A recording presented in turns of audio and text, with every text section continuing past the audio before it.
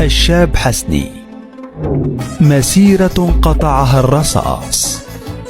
قد يكون مستغربا أن يصل إنتاج حسني من الأغاني المنفردة والألبومات ل176، لكن المستغرب أكثر أن هذا الكم من الإنتاج وهذا السطوع القوي لنجم الراي حصل فقط في 7 سنوات.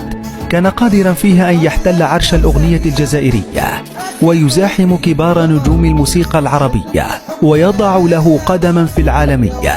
ولكن كما هو الصعود السريع لحسني، جاء رحيله الذي تنبأ به حسني نفسه. ففي عشرية الجزائر السوداء، حين كان صوت الرصاص أقوى من أي صوت آخر، على صوت الشاب حسني أكثر وأطرب الجزائريين حتى في عزاءاتهم، وهذا ما خلق له بعض العداء. فخرجت أخبار تفيد بوفاة الشاب حسني، وبالرغم من أن تلك السنوات شهدت وفاة كثير من الجزائريين وأحبائهم، إلا أن خبر وفاة حسني كان الأشد حزنا، لتخرج فجأة أغنية بصوت الشاب حسني نفسه عنوانها قالوا حسني مات.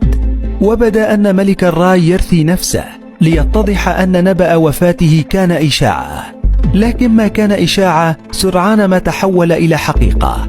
في 29 من سبتمبر أيلول من عام 1994، حين اخترقت رصاصتان جسد من أوصل صوت الجزائريين للعالم كله، ليغيب الموت الشاب حسني وهو في عمر 26 فقط.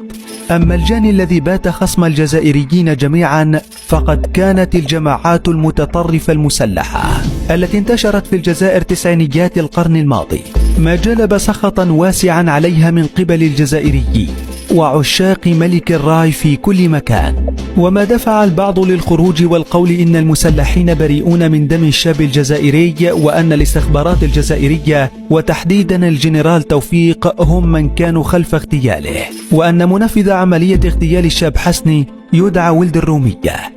لكن ما كان مهما في حينها وما شغل الجزائريين هو عدم قدرتهم على سماع صوت مغنيهم الأشهر، على الرغم من كون أغانيه حتى الآن ما زالت هي الأكثر سماعا لدى محبي أغاني الراي، وعلى الرغم من كون الجزائريين حتى الآن ما زالوا يحتفظون بعرش موسيقاهم الراي، للرجل الذي أطربهم وأحزنهم وأفرحهم وشاركهم همومهم ومعاناتهم، الرجل الذي لن ينسوه أبدا، الشاب.